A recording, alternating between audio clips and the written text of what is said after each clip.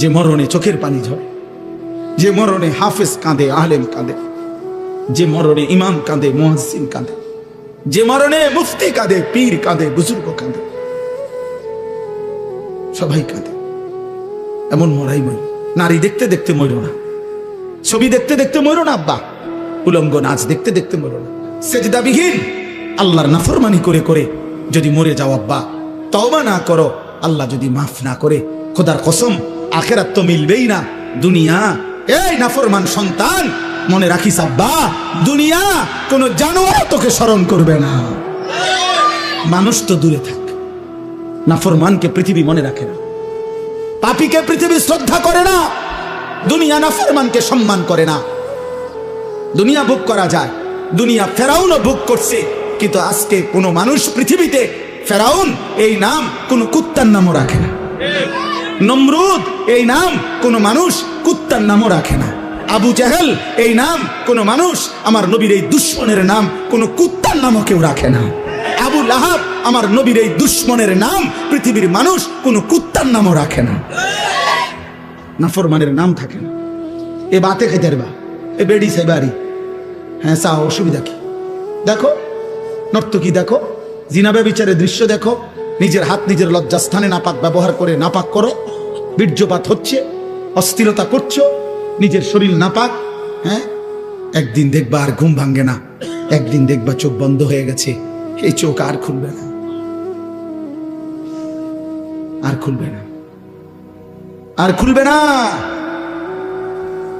সেদিন বুঝবা স্বার্থপর এই দুনিয়া কাউকে মনে রাখে না, কাউকে না, কাউকে না, কাউকে মনে রাখে না। আমি অনুরোধ করলাম, 1450 বছর আগে এক যুবক কৃষ্ণাঙ্গ ছিল, কালো, হাবশি, গোলাম, কৃতদাস, কালো চেহারার, কিন্তু আল্লাহকে রাজি করে গেছে, 5 ওয়াক্ত নামাজের সেজদা দিছে। আমার নবী সাল্লাল্লাহু আলাইহি সাল্লামের ভালোবাসা কলিজার মধ্যে ভরা ছিল। আরশে আজিমের মালিক বলছে, আল্লাহ বলছে আমি তোকে গ্রহণ করলাম। তো 1450 বছর পরেও পৃথিবীর লক্ষ কোটি ইমানদারের সন্তানের নাম বেলাল। বেলাল দেশে দেশে, বেলাল পৃথিবীর প্রান্তে প্রান্তে, বেলালের কোনো দেশ নাই, বেলালের কোনো সীমান্ত নাই, বেলাল পৃথিবীর এই প্রান্তে, বেলাল পৃথিবীর ওই প্রান্তে, সর্বত্র। এই একদিন মনে রাখো আব্বা, শহীদ শরীফ উসমান হাদি রাহমাতুল্লাহ আলাইহি, এই ইমানদার যুবকের নামও ইনশাআল্লাহ 1000 বছর পরে আমার বাংলার মাটিতে যেই সন্তান জন্ম নিবে, সেও বুঝ হওয়ার পরে শহীদ শরীফ উসমান হাদির নাম তার কলিজায় রব বসায় দিবে। 1000 বছর পরের প্রজন্ম তাকে চিনবে। মনে রাখবে, এই পৃথিবীর তৃতীয় উসমান, উসমান হাদি, যে পৃথিবীতে সোনার অক্ষরে যার নাম লিখে গেল, তৃতীয় উসমান। প্রথম উসমান, উসমান ইবনে আফফান, ইসলামের তৃতীয় খলিফা। দ্বিতীয় উসমান, 650 বছর এই পৃথিবীতে উসমানী খেলাফত, তুর্কি খেলাফত, অটোমান সাম্রাজ্যের প্রতিষ্ঠাতা ওসমান গাজী, তিনিও 650 বছর এই পৃথিবীতে ইসলামী খেলাফত ছিল, উসমানী খেলাফত। এই খেলাফতের যিনি প্রতিষ্ঠাতা ছিলেন তার নামও ছিল উসমান গাজী। উসমান সে দ্বিতীয় উসমান, আর এই তৃতীয় উসমান শহীদ শরীফ উসমান হাদি রাহমাতুল্লাহ আলাইহি। গোটা পৃথিবীতে ইনশাআল্লাহ তার নাম আলোচিত হবে। হ্যাঁ, রাজনীতি আগেও কেউ করছে, পরেও কেউ করবে, কিন্তু কলিজার এত পানি, চোখের এত পানি আর কেউ জড়াইতে পারবে না। আল্লাহ আমাদেরকে কবুল করে নেয়। এজন্য যুবক নষ্ট হয়েও চরিত্রহীন হয়ে, নারী দেখে দেখে শেষ হয়ে না। আজকে সেজদা কর। নবী সাল্লাল্লাহু আলাইহি সাল্লামের এই কথার কোনো জবাব দিতে পারতাম। কিয়ামতের দিন আল্লাহর নবী আমল নামা দেখে জিজ্ঞেস করবে, উম্মত আনিসুর রহমান, আমার উম্মত তুমি 365 দিনে, খোদার 1 বছরে একদিনও ফজরের নামাজ পড়লা না?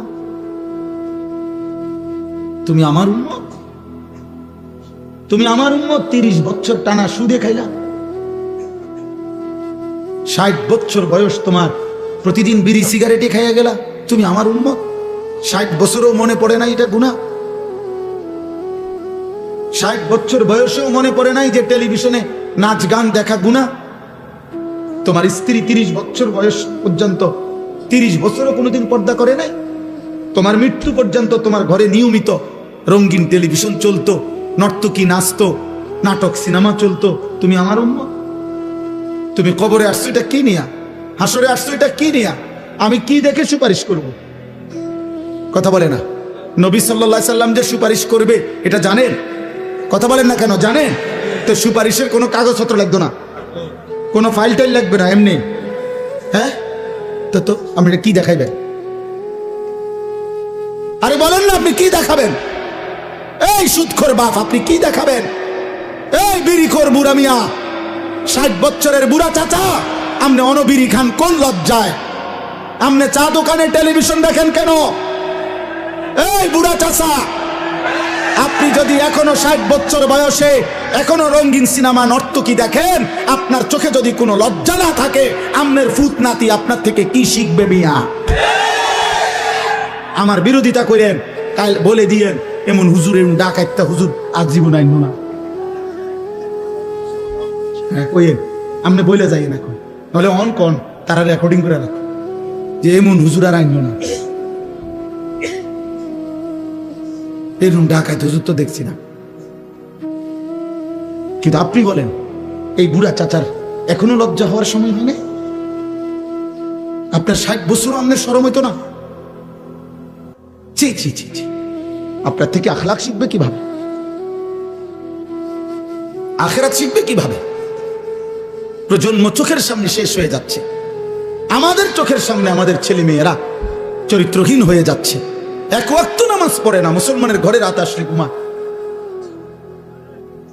আমি জীবনে একবার আমার আব্বারে জীবনে একবার বলছিলাম, আব্বা আমি এই মাদ্রাসায় পড়বো না, আরেকটা মাদ্রাসায় আমারে ভর্তি করায় দেন। আমার আব্বা বলছিল, ফুত, পরের লোকমা ভাত আমার ঘরে খাইও না, সাবধান। পরের লোকমা দিতে নিষেধ করছে, যে ভাই তোমার জেনে মনে কর ফুললে পড়ো, না ফুললে বাদ দাও, কিন্তু আমার ঘরে এক লোকমা ভাত খাইও না।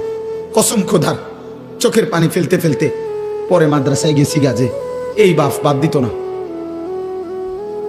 হ্যাঁ, আহ, দুপুর বেলা মায়ের হাতের রান্না করা ভাত খাইয়া, মুসলমানের বাচ্চাই নাফরমান, সেই যে 2টা বাজে বেরিয়েছে, রাত 11টা বাজে ঘরে ফিরছে, আবার ভাত খাইয়া ঘুমায় গেছে। আহা, মা বাপ একটা বার জিজ্ঞাসাও করে না যে কিরে ফুত, আসর নামাজ কই পড়ছো, মাগরিব কই পড়ছো, এসব এখন কারো কোনো কিছুর দরকার নাই। তো টিয়া হইলেই তৈছে, টেনশন শুধু একটাই, বিদেশ যাবুনি, টাকা কামাই করব, পয়সা দরকার, পয়সা। তার নামাজ দিয়ে তে বুঝুক আমার টাকার দরকার। এই জন্য ফুতেরে কয় যে বুঝছি তোমার দিয়ে হইতো না, কোনো কামে লাগলে লাগো, নইলে বাড়ি যাও। টাকা দিলে লাইনে আছে, টাকা না দিলে বেলাইনে আছে। সন্তান বুঝা গেল, আপনার সন্তান আপনার টাকা উপার্জনের মেশিন বানাইছেন। 18 বছরের ছেলেটা আপনাকে আল্লাহ দিছে পয়সা কামানোর লেগা, এটা এর মধ্যে আখেরাত নাই। আপনার স্ত্রীর আখেরাত নাই, আপনার মেয়ের আখেরাত নাই। এটাই সফলতা যে পয়সাওয়ালা জামাই সাইয়া মেয়েটা বিয়ে দিছি, খালাস সফল। আল্লাহ আমাদেরকে বুঝ দান করেন, আল্লাহ আমাদেরকে ফিকির দান করেন। অনুভূতি চাই বাবা। অভিভাবক আপনারা বদলান, আপনারা চেঞ্জ করেন, আপনারা হিসাব লাগান। এই সমাজ এমনি ছেড়ে দিলে হবে না, আগামী প্রজন্ম নিরাপদ থাকবে না। এই ছেলে পেলে এরা, তোমরা বড় হইবা বাবা, আমার কথা বুঝো।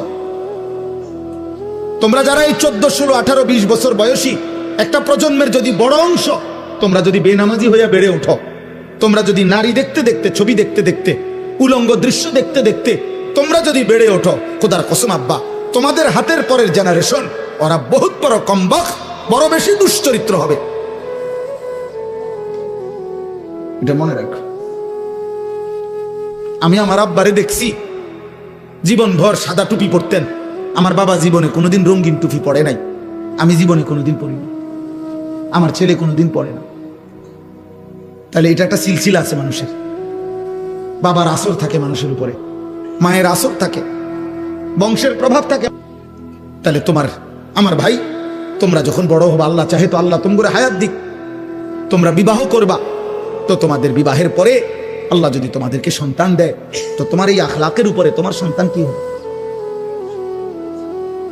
আল্লাহ নবী সাল্লাল্লাহু আলাইহি ওয়াসাল্লাম কসম খোদা হাদিসের মধ্যে আছে, নবীজি নিজে, নবীর মেয়ে ফাতেমা রাদিয়াল্লাহু তাআলা আনহা বলেন, ফাতেমা কি নামাজি ছিল না বেনামাজি? পর্দানশীল না বেপর্দা নারী? সাইয়্যিদাতু নিসাই আহলিল জান্নাহ। নবী নিজে বলছে ফাতেমা আমার জান্নাতের নারীদের সর্দার। সেই ফাতেমার ঘরের দরজা আল্লাহ নবী সাল্লাল্লাহু আলাইহি সাল্লাম ফজরের নামাজের সময় নবী নিজে ফাতেমার ঘরের দরজার কড়া নাড়তেন আর বলতেন, ইয়া ফাতেমা কুমি, ফাতেমা রে আমার মা, নামাজের জন্য উঠো মা, কুমি লিসসালাহ, নামাজের জন্য উঠো মা, আনকিজি নাফসাকে মিনান নার, মা ফাতেমা জাহান্নামের আগুন থেকে নিজেকে বাঁচাও মা, ফা ইন্নী লা উগনি আনকে মিনাল্লাহি শাইআ।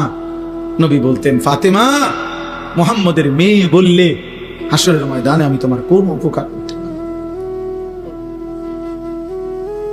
সেজদা দেখাইতে হবে, তোমার পর্দা দেখাইতে হবে, আল্লাহর গোলামি দেখাইতে হবে, মুহাম্মদের মেয়ে বললে হবে।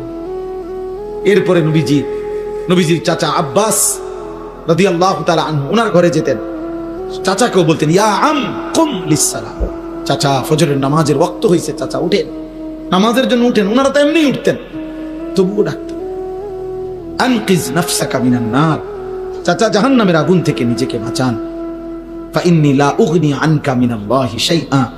মুহাম্মদের চাচা বললে, চাচা হাসরের দিন আমি আপনার কোনো উপকার করতে পারি। আমনে কি আমগরে বুদ্ধি দিছে, চাচারে কেউ কইয়া দিছে যে আমনে চাচা মৃত্যু পর্যন্ত বিড়ি খাইবেন, নবী হাসরের ময়দান আপনি দেখবেন, লোক লোক সুপারিশ করে জান্নাত দিয়ে দিবেন। আসো আসো, আরে মাশাআল্লাহ, তুমি নি ওই যে সবসময় সাদো আনি বিড়ি খাইতাম, মত ঠিক আসো, আরে তোমার না টলাইতে আসি, আইও বেহেশত তো তোমার লাগে না রাখছে। এই হলো উনি বুঝছে কি সুপারিশ, বুঝছেন না? উনি ভাবছে নবী সুপারিশ করবে মানে আমরা মৃত্যু পর্যন্ত আল্লাহর নাফরমানির উপরে থাকবো, আর নবী উঠলেই সুপারিশ করে কি দিয়ে দিবে? বেহেশত দিয়ে দিবে। আপনি 60 বছর পর্যন্ত কথায় কথায় গালি দেবেন, এই অবস্থায় মারা যাবেন, আমনের কিস্তি আমনের ফুতে চালায়, আমনে কবরে, আমনের সুদের টাকা আমনের ফুতে চালায়, আমনের ব্যাংকের লোন আমনের ফুতে শোধ করে, আমনে কবরে, আমনে হাসরের ময়দানে উঠলেই আমনের নবী সুপারিশ করে বেহেশতে নিয়ে যাবে। এই তো সুপারিশের অর্থ না কি? এটাই তো মনে হয় না? যদি কেউ ভেবে থাকেন এমন, তো ধোঁকা খাইছেন, ধোঁকা। ওমা ইয়াখদাউনা ইল্লা আনফুসাহুম ওমা ইয়াশউরুন, ধোঁকা খেয়েছেন, বুঝেন নাই। কোরআনুল কারীমের মধ্যে আল্লাহ বলছেন আমার মুমিন বান্দা কেমন হয়। আল্লাহ বলেন আমার মুমিন বান্দা নামাজও আদায় করে, আমার দেওয়া সম্পদ থেকে যাকাতও দেয়। আল্লাহ বলেন নামাজের সেজদা দিয়েও, আল্লাহর পথে পূর্ণ খরচ করেও, ওয়াকুলুবুহুম ওয়াজিলাতুন আন্নাহুম ইলা রাব্বিহিম রাজিউন। আল্লাহ বলে প্রতিটা সেজদা দিয়েও আমার বান্দা তার অন্তর আমি আল্লাহর ভয়ে কাঁপতে থাকে। যাকাত দিয়ে, আল্লাহর রাস্তায় দান করে, সাদাকা করেও আমার বান্দা তার অন্তর আল্লাহর ভয়ে কাঁপতে থাকে, আর এই কথা বলতে থাকে, হায় আমাকে তো হাসরের ময়দানে আল্লাহর কাছে ফিরতে হবে, আর আল্লাহ যদি গ্রহণ না করে আমার কি হবে?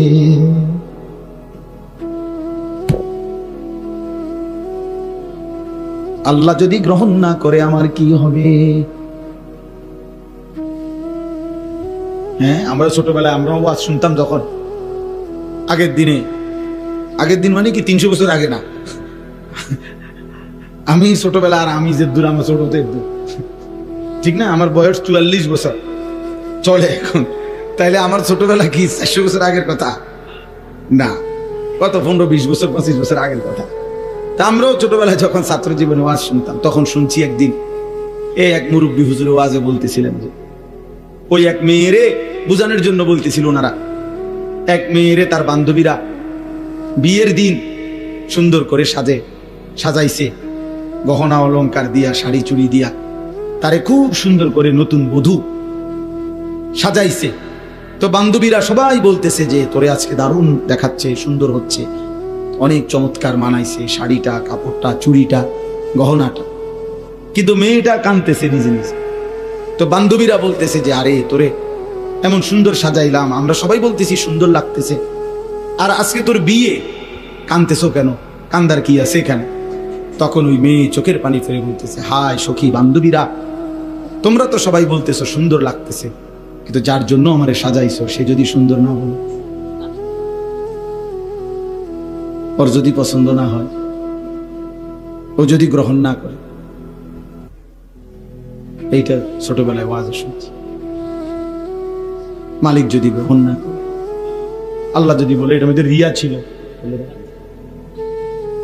আল্লাহ যদি বলে ইখলাস ছিল না, আমার সন্তুষ্টির জন্য হয় নাই, আপনি কি বলবেন? আপনি কি বলবেন তখন? আল্লাহ যদি বলে যা আমার বন্দেগী করছো, ভাত তরকারি যা খাওয়াইছি দুনিয়া, এটা লোকে হিসাবে সমান হয়ে গেছে, তখন কথা বুঝেন নাই? মালিক চাইলে আল্লাহ তাআলা যা ইচ্ছে করেন তাই বলতে পারবেন কিনা? আমাদের কিছু বলার আছে না? তাহলে এই জন্য বাপ, রাত গভীরে আমি আর দেরি করতে চাচ্ছি না, অল্প কথাই আপনাদের সামনে বললাম। প্রথম কথা এটা, ফিকির করেন, ফিকির, জিন্দিগিটা নষ্ট করে দিয়ে সবাই, জোয়ান বুড়া, ছেলেরা বাবা, মরবার আগেই হিসাব করে ফেলো। তোমরা এতগুলো ছেলে যা বসছো, মাশাআল্লাহ বাপ, এত রাত এতটা সবর করে বসছো, প্রিয় সন্তান, প্রিয় ভাই। 14 বছরের আমার ছেলে আছে, 16 বছরের আমার সন্তান আছে। আমার প্রথম সন্তানের বয়স 16 বছর, আমার দ্বিতীয় সন্তানের বয়স 14 বছর। অতএব 14 বছরের তুমি আমার ছেলে, তুমি আমার সন্তান। 16 বছর যার বয়স তুমি আমার সন্তান, এর চাইতে একটু বেশি যার বয়স তুমি আমার ছোট ভাই। তো এক ভাই তোমারে বললাম, এক বাবা তোমারে বললাম, তোমরা ছেলেরা নষ্ট হও না, নষ্ট হও। এই নারী, এই ছবি, অস্থির দৃশ্য, উলঙ্গ নাচ গান, জিনা ব্যভিচারের দৃশ্য, মদ জুয়া, এই হারাম সম্পর্ক, বন্ধুদের আড্ডা, দিন রাত নাপাক শরীর, পেশাব পায়খানার পরে ঠিক মতো টয়লেট পেপার ব্যবহার করো না, পানি ব্যবহার করো না, এক ওয়াক্ত নামাজের সেজদা দাও না, কোনো দিন ফজরের নামাজ পড়ো না। হ্যাঁ, এটা তো মুনাফিকের সাজে।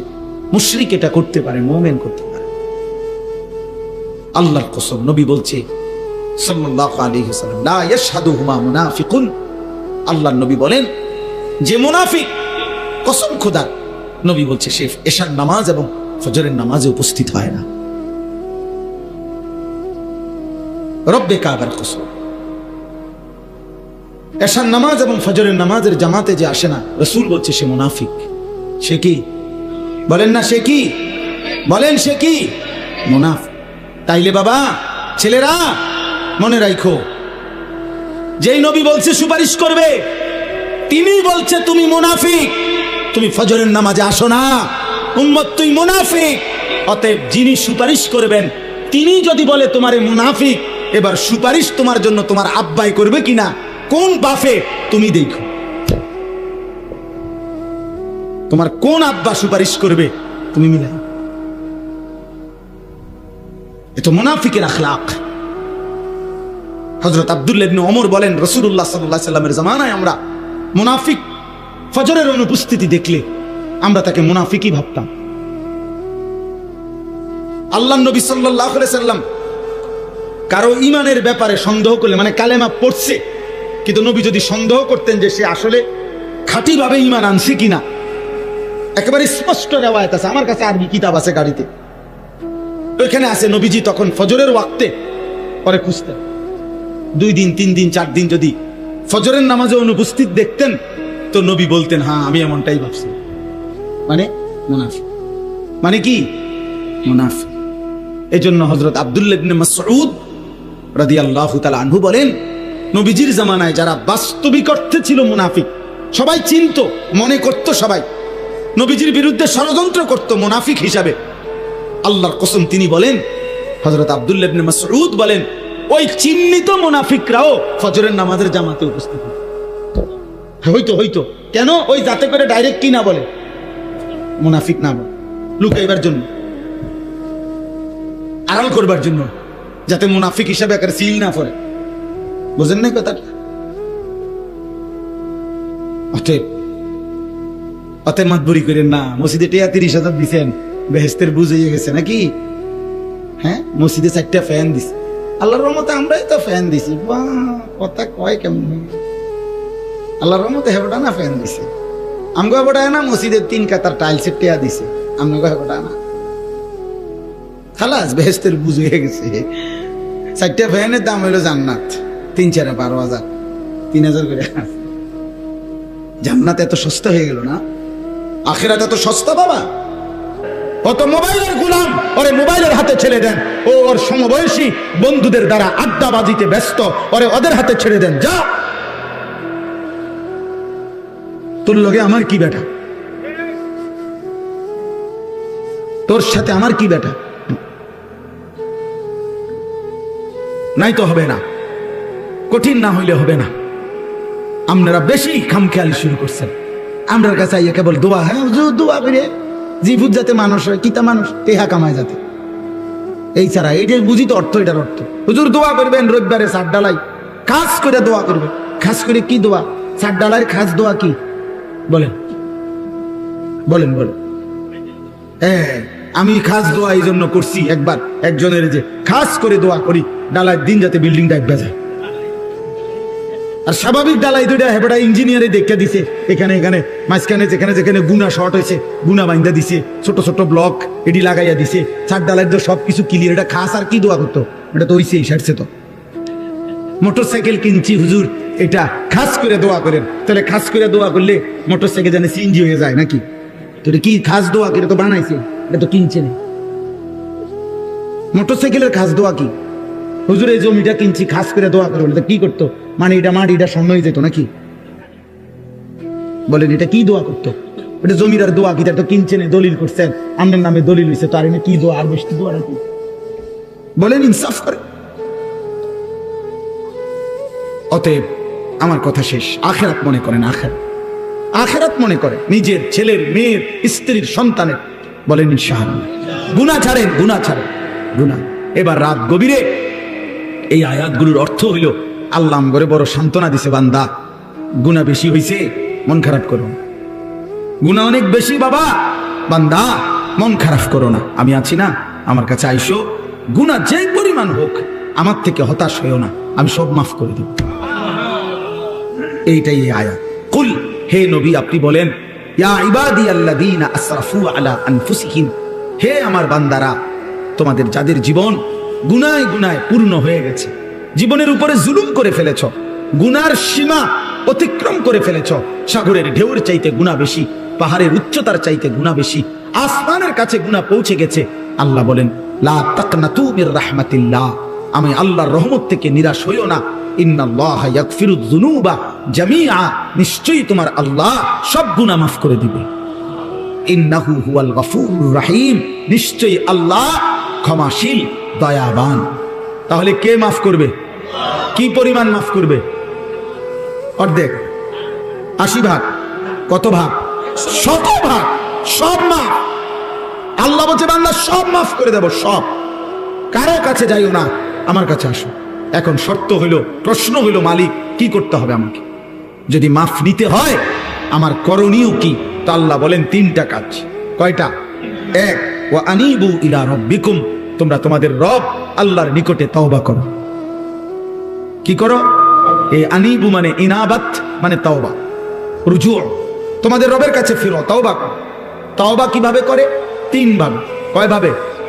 1, আপনি এই 3 জিনিস একসাথ করলে তওবা হয়। মনে রাখবেন, 1 নাম্বার কলিজা দিয়া, দিল থেকে। মনে রাখবেন আপনার কলিজার শেষ অংশটাও, দিলের শেষ শব্দ আল্লাহ শুনে, তাহলে অন্তর দিয়ে আপনাকে প্রথম বলতে হবে, আল্লাহ আমি সমস্ত গুনাহ ছেড়ে দিলাম। 2, আর করব না, ওয়াদা দিলাম। 3, আমি লজ্জিত মাওলা, আমি মাফ চাইলাম। আল্লাহ বলে যদি শতভাগ দিল থেকে বাস্তবিক অর্থে গুনাহ ছেড়ে দিয়ে আর করবা না, ওয়াদা দিয়ে মাফ চাইতে পারো, আমি আল্লাহ ওয়াদা দিলাম, সব মাফ করে দিলাম। অতএব আমাদের অন্তরের হালাত আল্লাহ জানে কিনা? বলেন না, জানে কিনা? তিনি সব বুঝে কিনা? এই জন্য খামখেয়ালি করলে তো আমরা বিড়ি খাইতে খাইতে আস্তাগফিরুল্লাহ আস্তাগফিরুল্লাহ, কি শুরু হইলো দেশটার মধ্যে? না, কিতা শুরু হয়েছে? বিড়ি খানা শুরু হয়েছে না? বুঝছেন না কি শুরু হয়েছে? চা দোকানের টেলিভিশনের দিকে তাকায় তাকায় কয় আস্তাগফিরুল্লাহ, দেশটার মধ্যে কি ফিটাফিটি চলছে, এটা নিয়ে আস্তাগফিরুল্লাহ। এই বেড়ি দেখে দেখে নিয়ে আস্তাগফিরুল্লাহ। এক বুজুর্গ ওনার সঙ্গী একজন বেপর্দা নারীর দিকে তাকাইয়া বলছে, হযরত দেখেন দেখেন এই মহিলা কি বেপর্দা, আস্তাগফিরুল্লাহ আস্তাগফিরুল্লাহ। ওই আল্লাহওয়ালা ওই লোককে বলছে, ভাই তেরি আস্তাগফিরুল্লাহ পর আস্তাগফিরুল্লাহ, তোমার আস্তাগফিরুল্লাহর উপরে আস্তাগফিরুল্লাহ। এ কেসা আস্তাগফিরুল্লাহ, এটা কি ধরনের আস্তাগফিরুল্লাহ? বেড়ির দিকে ছাইয়া রইছো আবার কও আস্তাগফিরুল্লাহ। আরে ভাই পেলে তো নজর হটাও, ফের আস্তাগফিরুল্লাহ পড়ো। আগে তো চোখ সরাও, আগে তো মহিলার থেকে নজর সরাও, এরপরে না কইবা আস্তাগফিরুল্লাহ। ছাইয়া ছাইয়া আগ করে রইছো কয় আস্তাগফিরুল্লাহ। এই জন্য আপনার পকেটে সুদের টাকা, আপনি দোকানে মাত্র থুইয়া আইছেন সুদের টাকা, এবার ইমাম সাহেবের লগে ডোলে আস্তাগফিরুল্লাহ রাব্বি, ডোলেন কিতেন কার লগে মুশকারি করেন? হ্যাঁ, কার লগে কনিডি ইমাম সাহেবের? হ্যাঁ, ইমাম সাহেব মাফ করে নাকি? গুনাহ মাফ করে ইমাম সাহেব? তো যিনি মাফ করে উনি দোকানে টেহারি দেখছে না, কথা বুঝেন না? যার কাছে মাপ চাইতেছে উনি কইতারে না যে পকেটে যে টাকা। এই মাত্র যে আপনি সুদের লেনদেন করে আসছেন, হ্যাঁ, আপনার মুখের অন বিড়ির দুর্গন্ধ গেছে না, আপনি কি আস্তাগফিরুল্লাহ কোন? আস্তাগফিরুল্লাহ থেকে তো গন্ধ বাইর হয়। এই জন্য খামখেয়ালি করতে হবে, খালেস কি করতে হবে? তাওবা করতে হবে, খালেস তাওবা। গুনাহ ছেড়ে দিলাম আর করব না, ওয়াদা দিলাম, আমি মাওলা লজ্জিত, মাফ চাইলাম, খোদার কসম আল্লাহ বলবে বান্দা আমি মাফ করে দিলাম। 2 নাম্বার ওয়া আসলিমু লাহু, আল্লাহ বলেন এখন থেকে, আজকের থেকেই তওবা করবা যখন, তো এর পরের মুহূর্ত থেকেই নেক আমল আমার আনুগত্য শুরু করে দাও। এখন থেকেই নামাজ পড়ো, আগে যা হইছে হইছে, এখন শুরু করো, এখন শুরু করো। মিন ক্বাবলি আন ইয়াতিয়াকুমুল আযাব সুম্মা লা তুনসারুন, আল্লাহ বলেন চূড়ান্ত মৃত্যু আসার আগে আগেই, মৃত্যু এসে গেলে আর তোমাকে সাহায্য করা হবে না। অতএব যা করার আজই করো, এখনই করো, তওবা করো এখন, আমল করো এখন। কখন? আবার বলেন কখন? মৃত্যু আসার আগে। কি আসার আগে বলেন? সর্বশেষ ওয়াত্তাবিউ আহসানা মা উনজিলা ইলাইকুম মির রাব্বিকুম, আল্লাহ তাআলা বলেন আমি রবের পক্ষ থেকে যেই শ্রেষ্ঠতম কিতাব কোরআন নাজিল করা হয়েছে, আমার এই কোরআনের আনুগত্য করো। মিন ক্বাবলি আন ইয়াতিয়াকুমুল আযাবু বাগতাতাও ওয়া আনতুম লা তাশউরুন, আল্লাহ বলেন হঠাৎ করে তোমার অজান্তেই মৃত্যু আসার আগে আগেই। আবারও বললাম বান্দা মৃত্যু কখন আসবে তুমি বুঝবাও না, তুমি টেরও করবা না, তার আগেই তুমি আমার কোরআন মানো, আমার ইসলাম মানো, আমি আল্লাহর কাছে তওবা করে গুনাহ ছেড়ে দাও। আল্লাহ আমাকে, আমার সকল মুসল্লিদেরকে, আপনাদেরকে তৌফিক দান করেন। আল্লাহর কথা বসে শুনলে কলিজায় বসে, দিলে জমে, আদব হয়। হযরত জিবরাইল আলাইহিস সালাম যতবার মানুষের আকৃতিতে নবী সাল্লাল্লাহু আলাইহি ওয়াসাল্লামের কাছে আসতেন, তো ততবার এসে বসতেন, এরপরে নবীজির সাথে কথা বলতেন, এবং এতটা আদবের সাথে বসতেন যে হাদিসে আছে ফাসনাদা রুকবাতাইহি ইলা রুকবাতাই, মানে নবী সাল্লাল্লাহু আলাইহি সাল্লামের হাঁটু মোবারক এবং জিবরাইলের হাঁটু একদম মুখোমুখি, মুখোমুখি। তাহলে যদি হাঁটু মুখোমুখি হয় তাহলে বুক এটাও মুখোমুখি, চেহারাও মুখোমুখি। এতটা শ্রদ্ধার সাথে, সম্মানের সাথে বসতেন। সাহাবায়ে কেরামের মধ্যে হযরত আব্দুল্লাহ ইবনে আমর ইবনুল আস রাদিয়াল্লাহু তাআলা আনহু বলেন, আমি নবী সাল্লাল্লাহু আলাইহি সাল্লামের সামনে এসে যখন বসতাম, শ্রদ্ধায়, সম্মানের কারণে আমি তার দিকে তাকায় থাকতে পারতাম না। এতটা ভাব আমার ভিতরে, আবেগ, অনুভূতি তৈরি হতো। সাহাবায়ে কেরাম বর্ণনা করছেন, আমরা যখন নবীজির সামনে বসতাম এবং তার কথা শুনতাম, তো মনে হইতো যেন আমাদের মাথা শরীর থেকে আলাদা হয়ে গেছে, অর্থাৎ এক বিন্দু নড়ে না, যেন মাথাই নাই। এরকম অনেক বর্ণনা আছে। অর্থাৎ সাহাবায়ে কেরামের স্থিরতা, মনোযোগ, আন্তরিকতা। নবী সাল্লাল্লাহু আলাইহি ওয়াসাল্লাম আসরের আগে বয়ান করছেন দাজ্জালের ব্যাপারে। মাগরিবের নামাজের আগে এসে আবার সাহাবাদেরকে মসজিদে দেখছেন যে যে যেখানে বসা ছিল ওখানেই বসা আছে, কেউ বের হয় নাই। নবী সাল্লাল্লাহু আলাইহি ওয়াসাল্লাম বললেন, তোমরা কেউ বের হও নাই? বলছি, ইয়া রাসূলুল্লাহ, দাজ্জালের বয়ান শুনে এমন ভয় লাগতেছে, বের হতেই ভয় হচ্ছে। এই হইল বুঝ, অনুভূতি।